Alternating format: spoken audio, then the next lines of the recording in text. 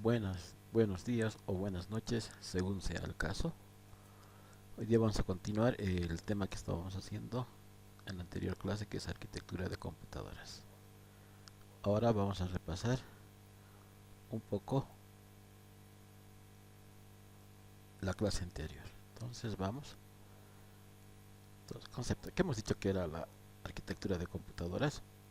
La arquitectura de computadoras abarca el diseño a nivel conceptual y la estructura en la que se basa la operación de un sistema. ¿Ya? Es lo que nos dice la teoría. Entonces, en términos generales, una computadora tiene que realizar tres funciones: procesamiento de datos, almacenamiento de datos y transferencia de datos. Entonces aquí tenemos el esquema que habíamos visto en el esquema básico, donde nos dice que la parte de procesamiento de datos se ocupa la CPU o luego la parte de almacenamiento de datos se ocupa la memoria principal y la memoria auxiliar, y la transferencia de datos se ocupa el dispositivo de entrada o salida que van de la CPU hacia los periféricos, que son en este caso un monitor o una impresora. La unidad central de procesamiento es la parte más importante del procesador, debido a que es utilizado para realizar todas las operaciones y cálculos del computador. Bueno, ya viendo efectivamente cómo es, entonces teníamos esta vista de una computadora desarmada. Ahora vamos a ver cómo es un procesador. Si ustedes se fijan, lo que habíamos visto anteriormente era este pequeño dibujo. Ahora vamos a amplificar, y esto es un procesador. Es un chip que está compuesto por miles de componentes, millones de componentes electrónicos que realizan la tarea de procesamiento de datos. La memoria. En la memoria se almacena el programa y los datos que se van a ejecutar el CPU. Las instrucciones son códigos binarios interpretados por la unidad de control. Veremos. Ya en la realidad existe, esta es una memoria, como se ve ya en su parte amplificada. Es una placa impresa con varios chips que son la memoria donde se almacenan en forma volátil los datos. Entonces hay que también resaltar que para cada tipo de procesador o de tarjeta madre existe un tipo de diferente de memoria. Ya, o sea, continuamente las memorias van evolucionando desde lo que es un DIM, un SIM, un DDR1, DDR2, DDR3, y actualmente estamos en un DDR4. También ha habido otros tipos de memorias, como son las RIM, pero que se han usado muy poquito.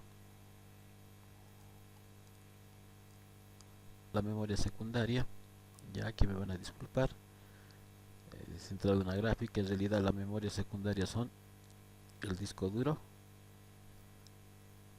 y el SSD, ya el disco de estado sólido, que se conectan, que se instalan dentro del case.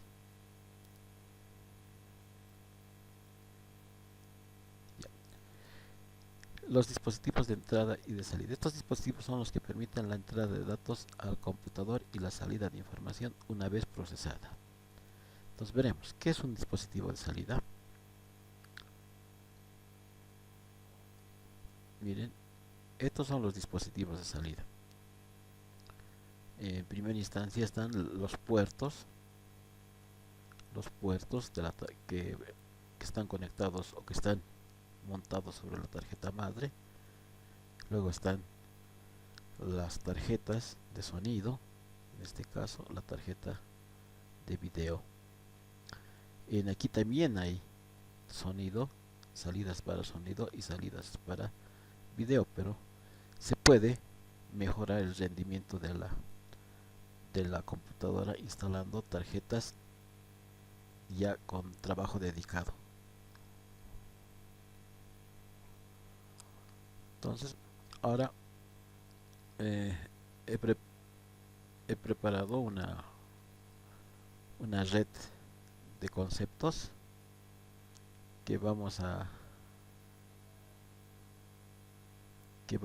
explicar. Todo lo que hemos hecho lo vamos a explicar. Ahí viene. Entonces, la PC tiene un microprocesador o CPU. Aquí está el microprocesador. Este microprocesador es un chip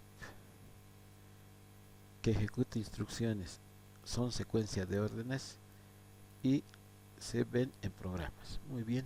Es lo que hace un microprocesador. Ahora vamos por el otro lado de la red. El microprocesador procesa información. Bajamos por aquí. Que son caracteres o bytes. O sea, están en formato digital, ya sea entre ceros y unos. Hay que destacar que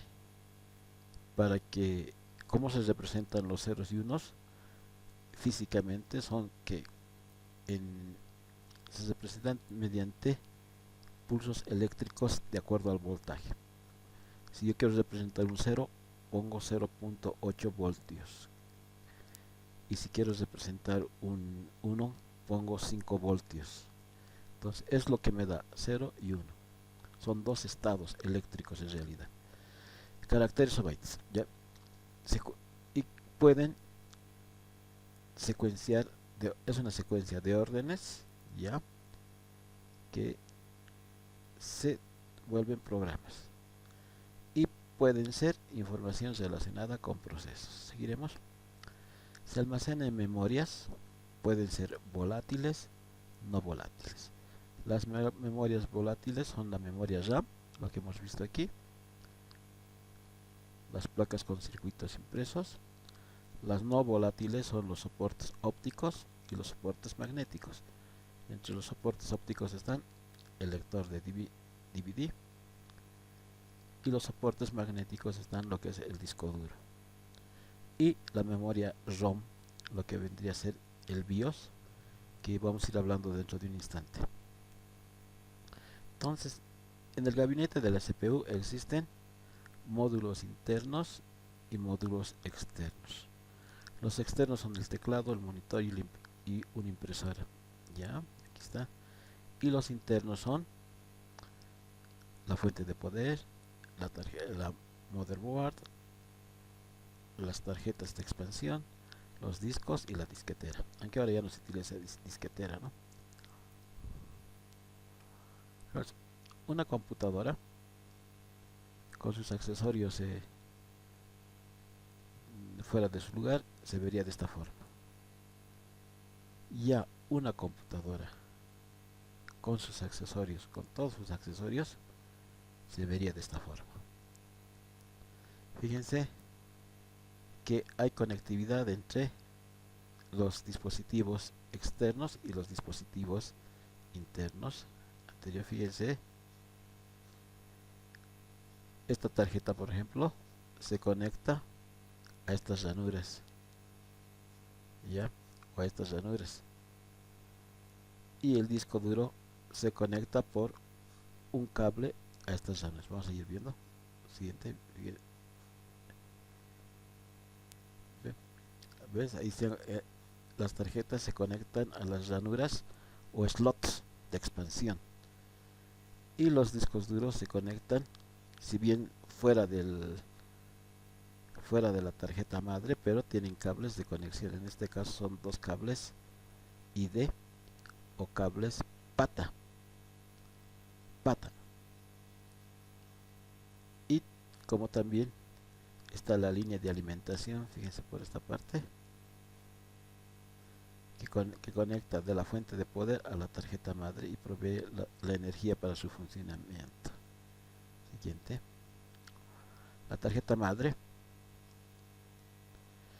es la placa electrónica principal de la PC. Su función es la de brindar el soporte de recursos que el microprocesador necesita para desempeñar su tarea. Veremos. Una tarjeta madre tiene todos los componentes como módulos. Ya, toda esta parte se llama el panel trasero. Ya, ahí está el conector del ratón, del teclado, de VGA, el DVI, puerto paralelo, los puertos USB, las salidas de sonido. Y esta parte del panel trasero está descubierto con el exterior del case, o sea que uno puede conectar a estas partes, pero ya estas partes que vemos son conexiones internas. Por ejemplo, el zócalo del procesador. El zócalo del procesador es un conector donde va alojado el procesador. Hay de varios tipos de procesador de acuerdo a la generación y de acuerdo al modelo o de acuerdo a la marca. No es el mismo zócalo para un Intel un Intel i7 de novena generación que para un Ryzen 5. Son diferentes, pero el concepto es el mismo. O sea, el concepto de conexión es el mismo.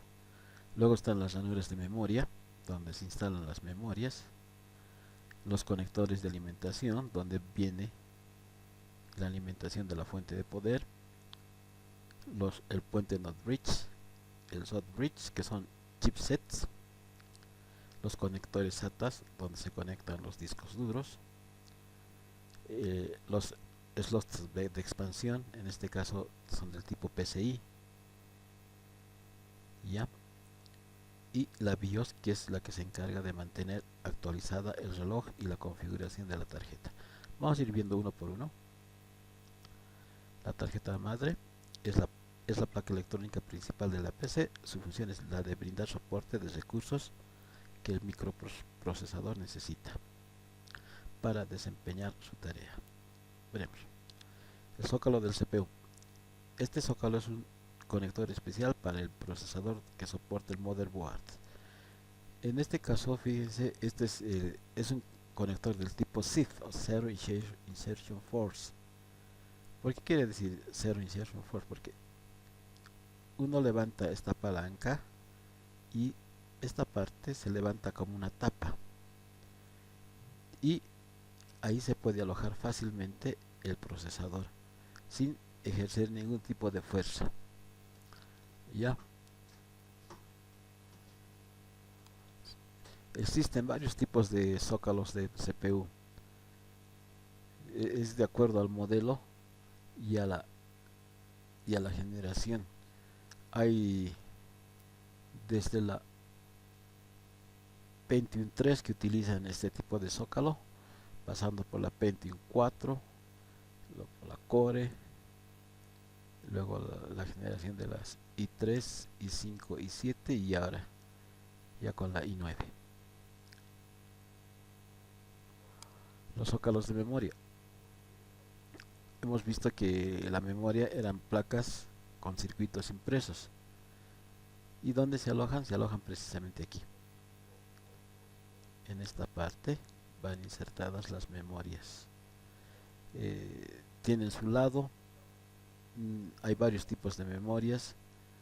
Desde que han aparecido hay las mini SIM. Están las SIM, las DIM, las RIM, las DDR1, DDR2, DDR3 y DDR4. Entonces es la evolución de las memorias. Luego está la BIOS. O sea, la BIOS, como su nombre dice, Basic Input Output System, es donde guarda la computadora su configuración básica. Ahí nosotros guardamos de dónde tiene que arrancar el disco duro, de qué disco duro tiene que arrancar el sistema, qué tipo a qué velocidad va a trabajar. Es más, aquí podemos hacer el overclocking, que digamos computadora de 1.7 MHz podríamos hacer funcionar a 3.1, pero con sus subsiguientes consecuencias, como ser el recalentamiento del procesador. Existen varios tipos a lo largo de la historia o del desarrollo de computadoras. Los BIOS eran inicialmente de esta forma, del tipo LIF, o sea, Low Insertion Force, o sea, que era un tipo de chip integrado que se necesita poca, o sea, baja fuerza de inserción. Después han ido cambiando a este tipo de zócalo, donde ya solamente es por presión, ya no es. Seguimos. Los slots de expansión. Una computadora, las ranuras de expansión, para que la computadora dé mejores prestaciones, ya sea modificando o mejorando su estructura interna, se utilizan las ranuras de expansión. En este caso tenemos lo que es el PCI de 32 bits y el PCI Express. Por ejemplo, aquí tenemos un PCI que está dedicado exclusivamente para las tarjetas de video. Luego tenemos los PCI de 32 bits, donde podemos conectar una tarjeta de red o una tarjeta de red o una capturadora de TV. Actualmente este tipo de PCI ya no vienen en las computadoras modernas. Lo que viene es este tipo de PCI y el PCI Express, y este pequeñito que es el PCI. Seguiremos. El chipset. Hemos hablado al ingreso de esta lección de que existe el controlador de entrada y salida. Precisamente el chipset es un conjunto de chips que están encargados de comunicar, de hacer la gestión de entrada y salida de los datos de una computadora. Ya trabajan con la memoria RAM, trabajan con el procesador. Se divide en dos: es el puente norte y el puente sur. Veremos cómo es un puente norte y un puente sur. Bien, aquí está. En la tarjeta madre vamos a encontrar generalmente dos chips, como este, ya. No digo siempre, digo generalmente, pero también hay tarjetas madres que solamente tienen un chip, donde ya los dos puentes están integrados en uno solo, tanto el puente norte como el puente sur. Entonces, el puente norte, ¿cómo reconocemos cuál es el puente norte y cuál es el puente sur? El puente norte es el encargado de gestionar o administrar la memoria RAM y la comunicación de la memoria RAM con el procesador. Por eso es que está en el medio entre el procesador y la memoria RAM. Fíjese aquí. Aquí está la memoria RAM, aquí está el procesador y ahí está. Y el puente sur se encarga de los dispositivos no más lentos. Ya pueden ser, por ejemplo, aquí con la disquetera, el disco duro, las tarjetas PCI, el teclado, las tarjetas de audio, las de modem, las de USB, las de red. Y se puede distinguir porque están más cerca de los dispositivos o de las ranuras PCI. Ya, miren, aquí el puente sur y aquí el puente norte. Seguiremos. La batería. La batería es la que conserva la configuración de nuestra tarjeta madre. Hemos dicho que el BIOS es un programa, y para mantenerlo grabado este BIOS, ya necesitamos suministrarle constantemente o permanentemente energía. ¿Y quién da esa energía? Es la batería, que es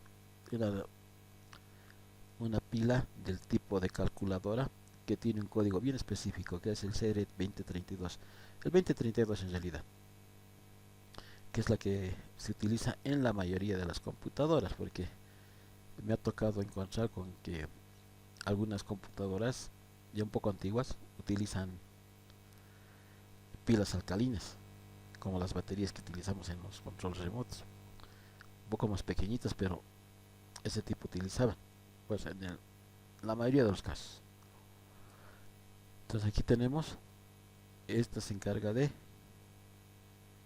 mantener la configuración del BIOS en forma constante. Los conectores de alimentación ATX, cuando hemos visto la parte de lo que es fuentes de poder, hemos visto que hemos medido voltajes y hemos hecho la prueba de la fuente de poder utilizando el conector ATX, y precisamente ese conector se instala aquí. Si se fijan bien, tiene perfiles trapezoidales y cuadrados, de tal forma que es imposible poner de otro lado. En este caso es un conector ATX extendido. ¿Por qué? Porque tiene 24 conectores. Contaremos 2, 4, 6, 8, 9, 2, 4, 6, 8, 12, 2, 4, 6, 8, 20 y 24. ¿Ya? Entonces 24. Eso que quiere decir que nuestra fuente de poder vamos a tener que juntar con un conector de 4 voltios para alimentar a toda esta fuente. Seguiremos. Los conectores SATA. Los conectores SATA son los conectores que proveen energía y comunicación de los datos y transferencia de datos entre la tarjeta madre y un disco duro. Entonces son el conector en la tarjeta madre tiene de esta forma, y esta es la forma del cable. Bueno, espero que les haya gustado esta presentación y nos vemos en la próxima clase.